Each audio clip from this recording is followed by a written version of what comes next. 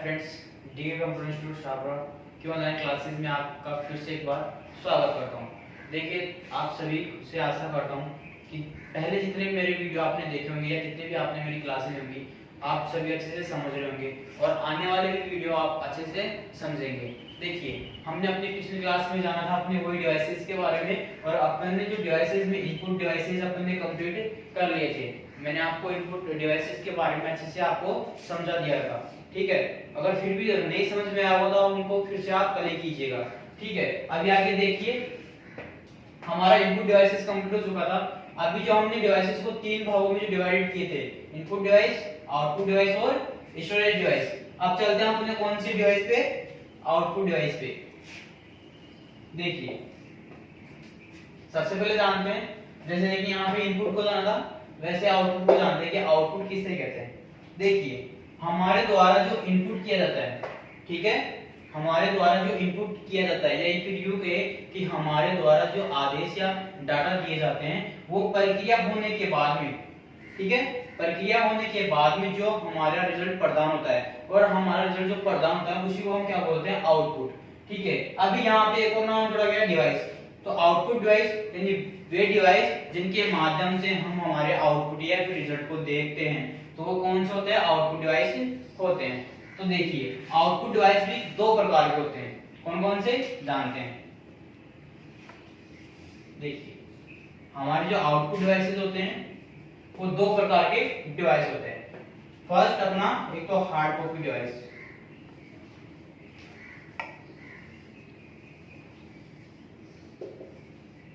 एक तो hard copy devices और जो दूसरा अपना होता है वो होता है soft copy devices.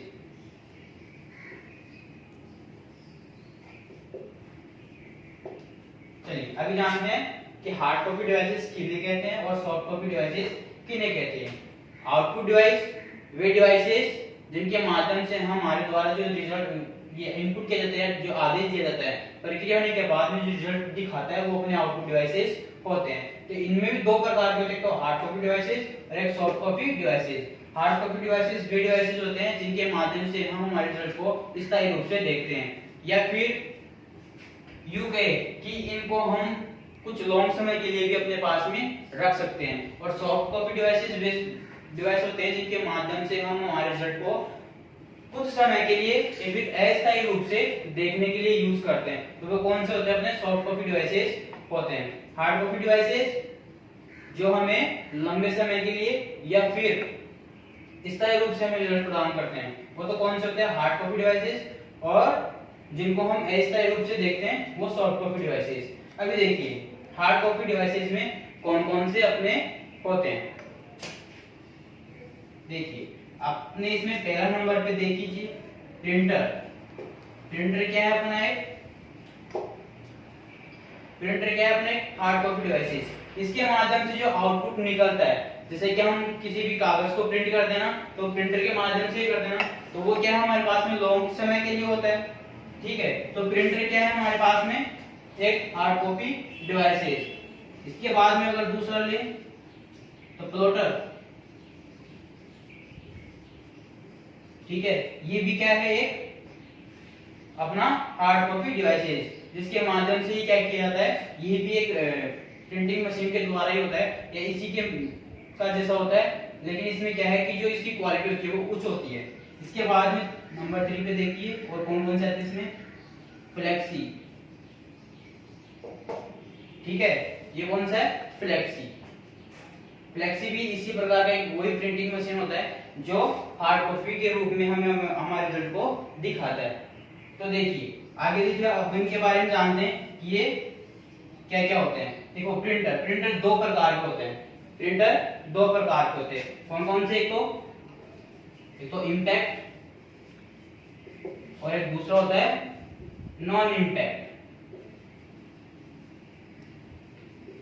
Impact printer वे प्रिंटर जो पेज, इंक और जो प्रिंट हेड है उसके टकराव से प्रिंट होते हैं, वो तो कौन से होते हैं, इम्पैक्ट, ठीक है। और नॉन इम्पैक्ट कौन से होते हैं, जो पेज, इंक और प्रिंट हेड से टकराते नहीं है, उनकी जो तकनीकी है उसका कुछ अलग ही प्रकार से यूज किया जाता है, क्योंकि उनमें पेज जो प्रिंटर होता है वो एक ही समय में एक ही पेज को प्रिंट करता है। तो ये अलग अलग प्रिंटर होते हैं, एक तो इंपैक्ट प्रिंटर और एक दूसरा होता है अपना नॉन इंपैक्ट प्रिंटर। ठीक है, तो ये तो कौन सा कि इसका जो पेज है वो इंक और प्रिंट हेड से टकराने के बाद में, यानी उससे टकराता है और फिर प्रिंट होता है। तो ये अपना कौन सा हो गया प्रिंटर। आगे देखिए अपना प्लॉटर। देखिए प्लॉटर का यूज कहां पे होता है, जहां पे बड़े बड़े मैप, ठीक है, और बड़े बड़े जो मैप होते हैं उनकी प्रिंटिंग करने के लिए इस प्लॉटर का यूज करते हैं, क्योंकि इसकी जो क्वालिटी होती है, जो प्रिंट करने की क्वालिटी होती है वो सबसे ज्यादा हाई होती है, यानी उच्च क्वालिटी इसमें पाई जाती है। क्योंकि आपने देखा होगा जो मैप की जो प्रिंटिंग होती है उसमें हम एक एक बारीक बारीक शब्दों को भी देख सकते हैं और उनको अच्छे से पढ़ भी सकते हैं, ठीक है, या उनको इंगित भी कर सकते हैं। तो इसलिए जो प्लॉटर का यूज होता है वो कहां पे होता है, मैप बनाने में, ठीक है, या मैप की जो प्रिंटिंग होती है उसमें करने के लिए। आगे देखिए फ्लेक्सी। जो फ्लेक्सी का यूज होता है वो अपनी बाइक या फिर कार, जो कार की नंबर प्लेट होती है ना, उसके ऊपर रेडियन के जो नंबर होते हैं उनको प्रिंट करने के लिए हम फ्लेक्सी का यूज करते हैं, ठीक है। ये भी एक प्रकार से प्रिंटर ही होता है। तो इसका यूज हम किसके लिए, जो कार और बाइक की जो नंबर प्लेट होती है उसके ऊपर रेडियन के जो नंबर्स होते हैं उनको प्रिंट करने के लिए इसका यूज किया जाता है। तो ये तो अपना कौन सा हुआ हार्ड कॉपी डिवाइसेस, जिसमें से प्रिंटर, प्लॉटर और फ्लेक्सी, ठीक है। तो ये हमें किस प्रकार से रिजल्ट देते हैं, एक हार्ड कॉपी के रूप में रिजल्ट प्रदान करते हैं, या बोले तो स्थायी रूप से रिजल्ट देने वाले डिवाइसेस ही हार्ड कॉपी डिवाइसेस होते हैं, ठीक है। देखिए हार्ड कॉपी अपन ने कंप्लीट कर लिया है। अभी चलते हैं अपने सॉफ्ट कॉपी डिवाइसेस के बारे में कि सॉफ्ट कॉपी डिवाइसेस कौन कौन से होते हैं और ये कौन से होते हैं। सॉफ्ट कॉपी डिवाइस की मैंने परिभाषा आपको बता दी है कि ये वो डिवाइस होते हैं जिनके माध्यम से हम हमारे रिजल्ट को क्या करते हैं, इस अस्थायी रूप से देखते हैं, कुछ क्षण के लिए हम देखते हैं। जैसे कि देखिए इसमें ऐसे कौन कौन से डिवाइसेस होते हैं। आपने नाम सुना होगा मॉनिटर। मॉनिटर क्या है, अपना एक सॉफ्ट कॉपी डिवाइस है, या फिर बोले तो आउटपुट डिवाइस है। इसके बाद में एलईडी, एलसीडी, ठीक है, प्रोजेक्टर, ये सभी क्या है अपने सॉफ्ट कॉपी डिवाइसेस हैं, जिनके माध्यम से हम हमारे रिजल्ट को क्या करते हैं, स्थायी रूप से देखते हैं कुछ क्षण के लिए। यानी हम इन डिवाइसेस के माध्यम से हम हमारे रिजल्ट को या निर्देशों को कुछ समय के लिए या फिर अस्थायी रूप से देखते हैं। देखिए यहाँ हम बात करते हैं हम मॉनिटर की, ठीक है। मॉनिटर देखिए, मॉनिटर का जो कलर कोड होता है, मॉनिटर का जो कलर कोड होता है या फिर जो इन सॉफ्ट कॉपी डिवाइसेस होते हैं, ठीक है, इनका जो कलर कोड होता है वो होता है आरजीबी,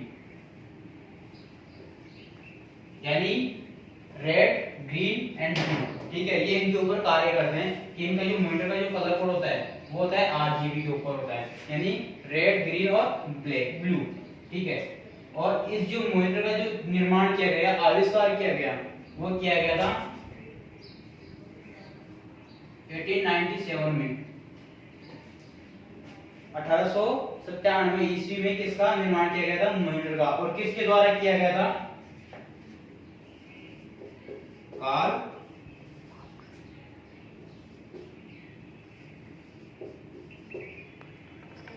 फर्डिनांड ब्राउन ने। ये नाम ऐड कर लीजिएगा अपनी बुक में, ठीक है। ये जो मॉनिटर का जो निर्माण किया गया था, आविष्कार किया गया था, वो किसके द्वारा किया गया था, कार्ल फर्डिनांड ब्राउन के द्वारा। कब, 1897 ईस्वी में इसका निर्माण किया गया था। और इसका जो कलर कोड है वो कौन सा है, आरजीबी, रेड, ग्रीन और ब्लू, ठीक है। अब इसमें देखिए इस मॉनिटर को हम सीआरटी भी बोलते हैं, यानी कैथोड रे ट्यूब भी बोलते हैं इसको। दूसरा कौन सा नाम देंगे इसको, सीआरटी, और इसका पूरा नाम होता है कैथोड रे ट्यूब, ठीक है। इसको इस नाम से भी जाना जाता है। और जो मॉनिटर है उसको एक और नाम से इंगित किया गया, वीडीए, ठीक है, यानी वीडीयू, यानी विजुअल डिस्प्ले यूनिट, यानी इसमें जो ग्राफिक्स होते हैं वो अलग होते हैं, यानी इसमें पिक्सल का यूज किया जाता है, इसमें हम ग्राफिक्स को अच्छे से देख सकते हैं।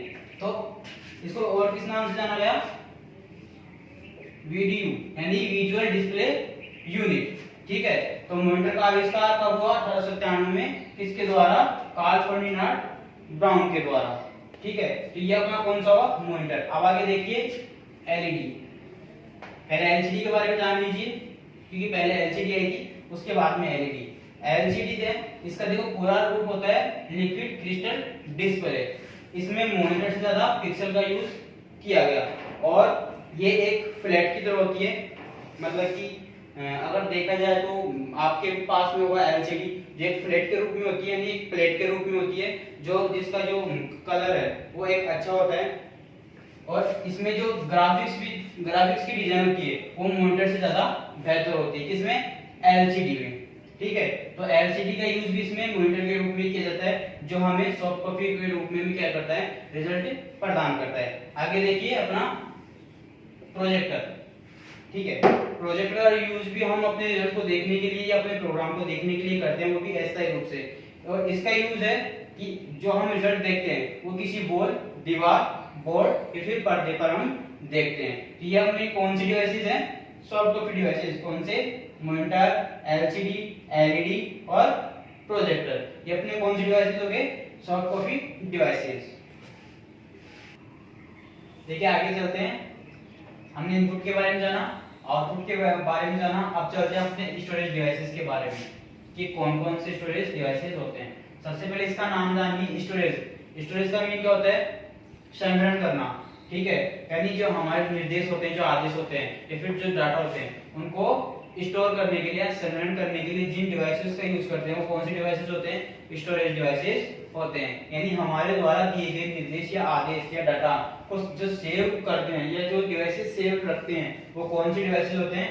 Storage devices. या फिर जिनको आप बोल सकते हो मेमोरी यूनिट, इनको आप दूसरे नाम से बोल सकते हो मेमोरी यूनिट। ठीक है, इनका दूसरा नाम भी आप ले सकते हो, इनको मेमोरी यूनिट भी बोलते हैं, क्योंकि ये भी मेमोरी भी क्या होती है? स्टोर करने का ही होता है, जो स्टोर अपने डाटा को स्टोर करके रखती है। देखिए जो अपनी स्टोरेज डिवाइसेस है,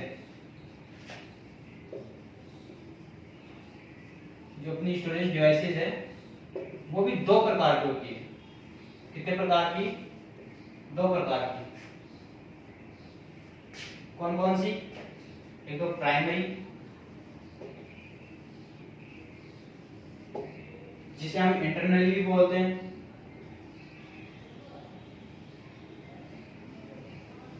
और दूसरा होता है अपना सेकेंडरी। सेकेंडरी मेमोरी, या फिर इसको दूसरा नाम बोलते हैं एक्सटर्नली।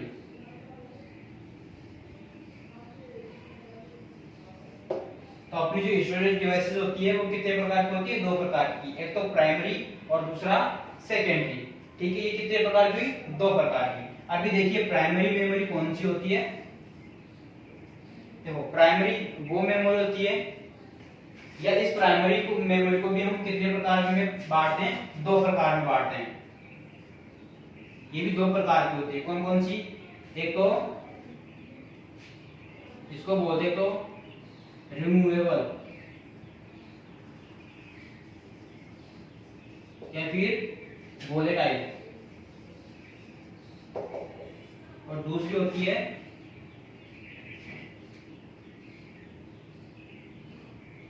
ये होती है नॉन रिमूवेबल, और ये होती है दूसरी नॉन वोलेटाइल। देखिए इसमें कौन कौन सी मेमोरी दी होती है? एक तो अपनी आती है रैम और रोम। ठीक है, ये कौन सी मेमोरी होती है? वोलेटाइल मेमोरी होती है, रैम, एक्सेस मेमोरी या फिर रैंडम एक्सेस मेमोरी। देखिए इनमें जो डाटा होते हैं, हमारी जो बिजली होती है, विद्युत आपूर्ति होती है, उसके बाद में भी क्या है कि इसमें डाटा अपन सेव नहीं रख सकते, या अपने इसमें डाटा सेव नहीं होते। यानी हम किसी भी वक्त कार्य कर रहे हैं, किसी भी प्रोग्राम के ऊपर जब कार्य कर रहे होते हैं तो वो किस पे होते हैं? अपने रैम मेमोरी पे होते हैं, क्योंकि हम इनको क्या कर सकते हैं? सिर्फ उसी टाइम में एक्सेस कर सकते हैं जिस टाइम में हम इनका यूज कर रहे हैं। तो हमारे जो डाटा होते हैं जिस समय हम कार्य कर रहे होते हैं तो वो कहाँ पे स्थित होते हैं? अपनी रैम मेमोरी में स्थित होते हैं। ठीक है, और रैम मेमोरी होती है अपनी रीड ओनली मेमोरी, ये अपनी कौन सी मेमोरी होती है अपनी ये? तो यहाँ पे आप देख लीजिए, यहाँ पे नॉन वोलेटाइल मेमोरी होती है फ्रॉम, यहाँ पे आएगा ये, यानी रीड ओनली मेमोरी। ये वो मेमोरी होती है जिनको हम विद्युत आपूर्ति के बाद में भी अपने डाटा को सेव करके रख सकते हैं। ये कौन सी मेमोरी है अपनी? Non volatile memory. तो रैम कौन सी हुई अपनी? जो हम जिस प्रोग्राम के ऊपर कार्य कर रहे हैं, जिस प्रोग्राम को लेके हम कार्य कर रहे हैं, उसको हम क्या कर सकते हैं? उसी टाइम पे एक्सेस कर सकते हैं। यानी विद्युत आपूर्ति के बाद में, या विद्युत चली जाए या बंद हो जाए, उसके बाद में हम अपने डाटा को इसमें सेव नहीं रख सकते। और ये कौन सी मेमोरी होती है अपनी? नॉन वोलेटाइल, यानी हमारे डाटा को विद्युत आपूर्ति के बाद में भी क्या कर सकती है? ये सेव करके रख सकती है, वो भी लॉन्ग समय के लिए।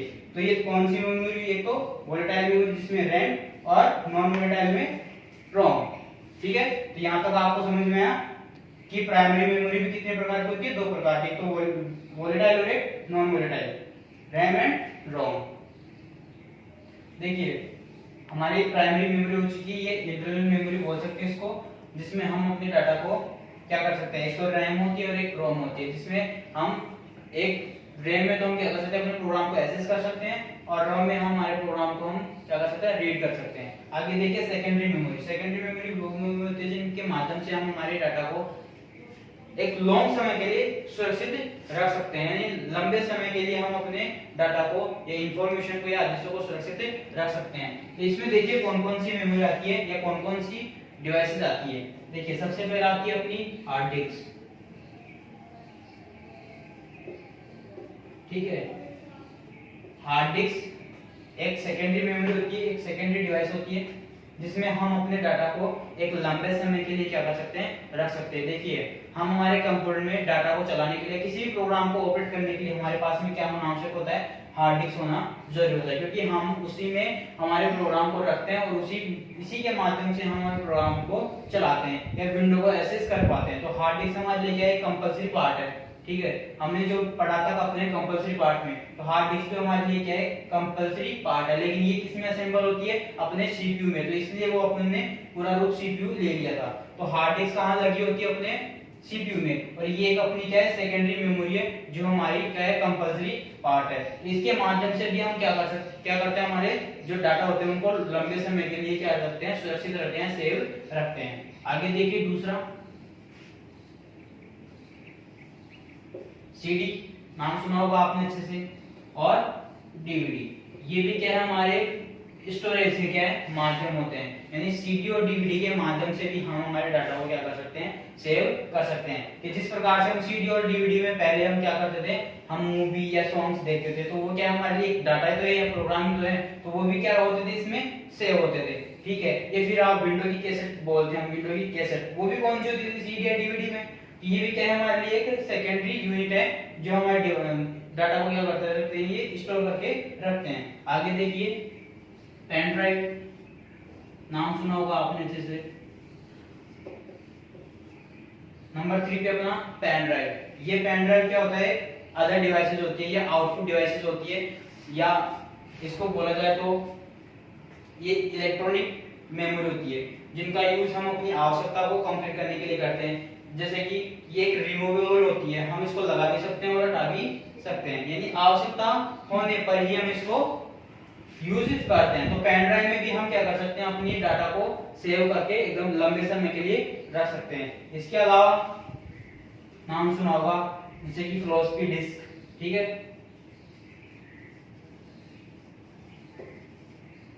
ये भी आता अपने, जिसमें भी हम डाटा को क्या कर सकते हैं? सेव करके रख सकते हैं। लेकिन इसमें हमारे जो बड़े डाटा होते हैं वो सेव करके नहीं रख सकते। लेकिन जो हमारी हार्ड डिस्क होती है वो सबसे बड़ी डिस्क होती है, सबसे बड़ी जो सेकेंडरी मेमोरी होती है वो सबसे बड़ी यूनिट होती है, जिसमें हम सबसे ज्यादा डाटा को सेव करके रख सकते हैं। तो ये क्या हमारे सेकेंडरी मेमोरी या सेकेंडरी यूनिट्स, जिनके माध्यम से हम हमारे डाटा को क्या कर सकते हैं? एक लंबे समय के लिए सेव करके रख सकते हैं। तो अभी ये कौन सा हो गया? अपना स्टोरेज डिवाइसेस, जिसमें से मैंने आपको बताया तो प्राइमरी और दूसरा सेकेंडरी। ठीक है, तो अभी हमारे तीनों पार्ट क्लियर होते हैं डिवाइसेस के। कौन कौन से? इनपुट, आउटपुट और स्टोरेज। ठीक है, जिसमें से मैंने आज आपको आउटपुट डिवाइसेस के बारे में और स्टोरेज डिवाइसेस के बारे में क्लियर किया है। ठीक है, और आज सभी इनको अच्छे से देखिएगा और नोटबुक में नोट कीजिएगा। आशा करता हूँ कि आप सभी को ये अच्छे से समझ में आया होगा, और अगर फिर भी ना समझ में आए तो वीडियो को फिर से प्ले कीजिएगा और इसको अच्छे से समझने की कोशिश कीजिएगा। ठीक है, थैंक यू।